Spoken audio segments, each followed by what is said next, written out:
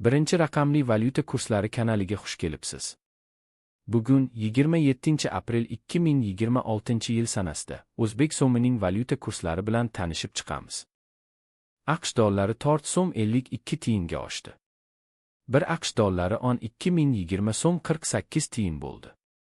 Endi 100 AQSh dollari 1.202.048 so'm bo'ldi. Oxirgi oyda AQSh dollari 1.3% ga tushdi. Yevro 3 so'm 13 tiyinga tushdi. 1 yevro 14.048 so'm 33 tiyin bo'ldi. Endi 100 yevro 1.404.833 so'm bo'ldi.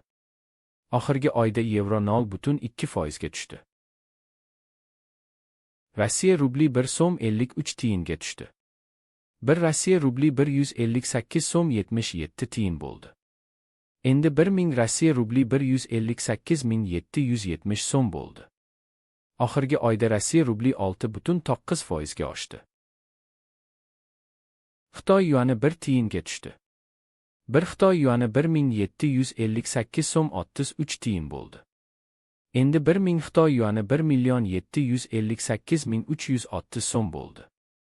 Oxirgi oyda Xitoy yuani 0.3% ga tushdi. Koreya voni 1 tiyinga tushdi.